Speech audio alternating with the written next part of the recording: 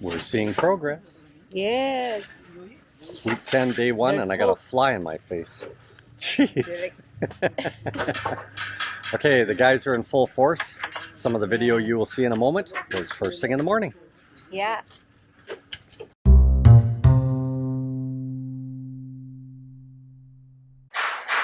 Now that I'm away from all that noise. I know, it's so nice. Okay, the roofer brought 2 extra guys in, and he said what? He said that, you know, he will start the roofing tomorrow. So he'll start putting the sheeting on tomorrow. Okay, so that's a good sign. And the crew is currently putting anapog in where the deck is. Yeah. And by this afternoon, they will start putting the gravel or the stones. Okay, so they'll put stone underneath. Guys, I want stone so that my steel is laying on the stone and not in the anapog. I see too often in many videos where they're laying the steel right on the anapog, and that means that concrete might not go underneath there and keep it out of the air and the water, right? Yeah. It'll blow it apart. You got to keep your steel in the concrete. Yeah. What are you doing? Me? Yeah. I'm going to mark out where the bathroom is. Ah, diba? Asa ang kasilyas. Ah, okay. That's the start of it. Okay. Gamay na lang. Ah, yeah. Get too close to me, you won't be able to see me on camera. There. So it's not an overly big bathroom. Yeah. But in relative terms to many Filipino bathrooms, it is quite a good size. Bawa. Now, the ensuite, a totally different ballgame. Why? Kadiskuhan? So this wall comes out to about here. Ah, okay. Oh, okay. Goes like that. And then comes like this.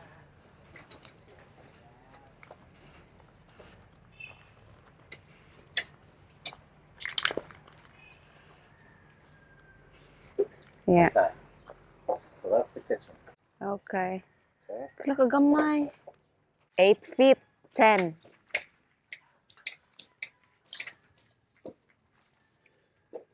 Ah, okay. Kilid pultahan. So right there. Mm. And 4'8" out. The wall will be inside the 4 foot 8. The 4 foot 8 one inside of the bathroom. Ah, okay. So if I'm on the inside of the bathroom, you can see the toilet has lots of room. Ah, okay. Got a 2-foot location there. Okay. We're using barn doors, guys. Space savers. No such thing as a swinging door if I can get away with it. Yeah. So the barn door will go in here and it will slide along this wall. And another barn door over here. Why is that? Instead of a swinging door, it takes up a whole bunch of space. Ah, I thought the door will be here. No, no. Ah, no? No. Okay. Swing door here. Because if that laundry machine goes there, you have a swinging door.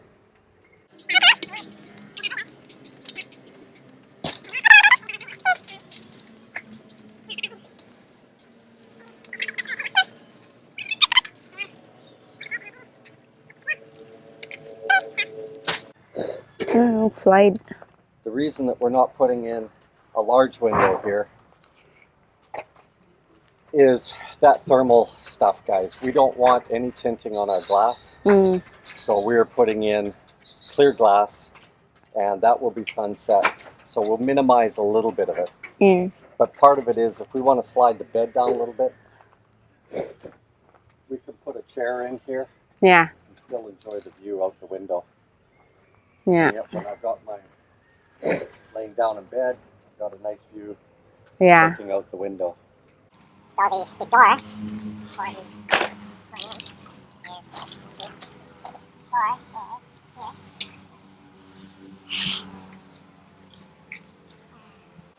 the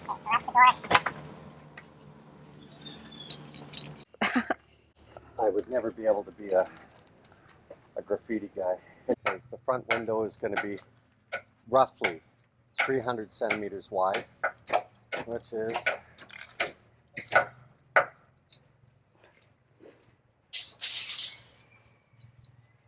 I've added new electrical and corrected another one, so I will show you that now.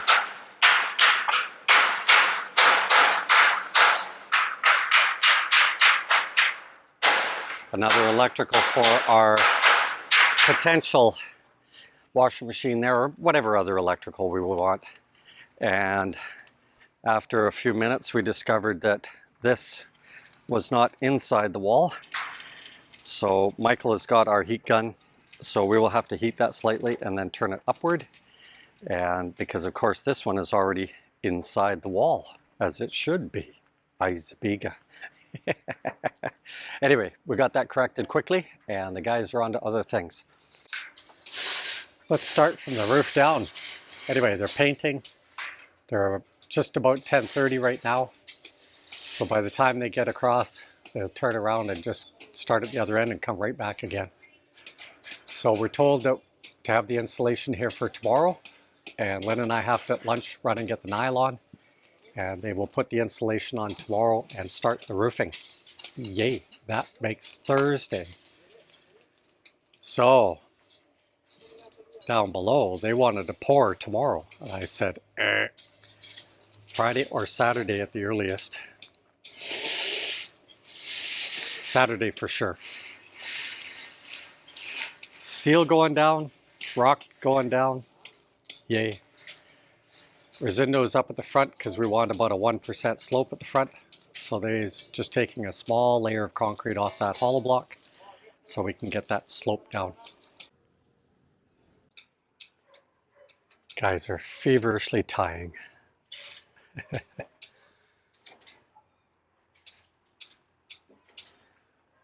It's looking good, looking good.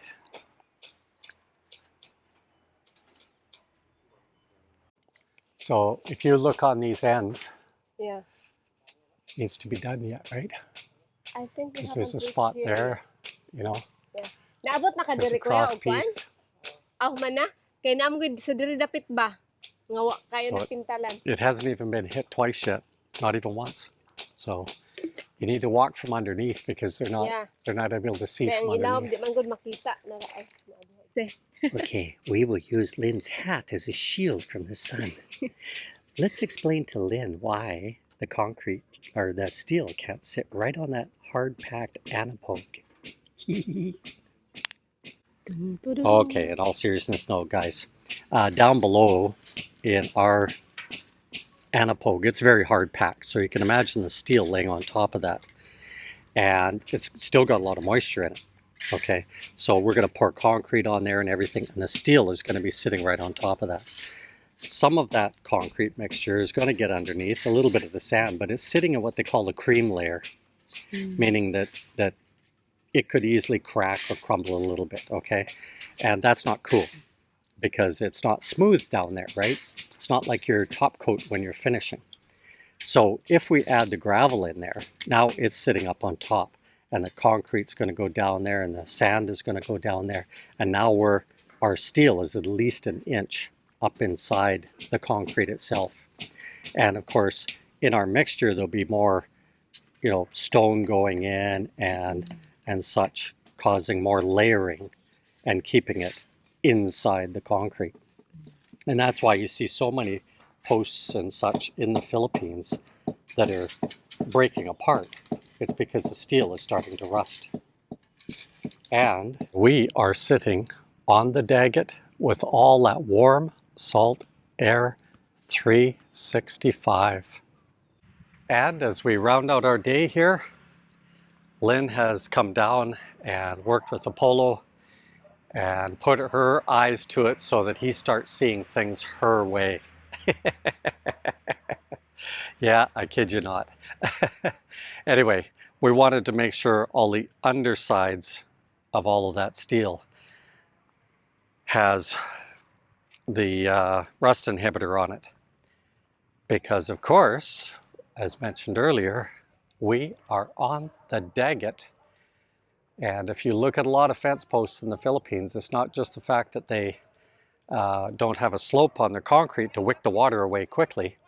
It's also that they did not finish and put that rust inhibitor on the bottom side. And of course, you see a lot of fences all rusting from the bottom up.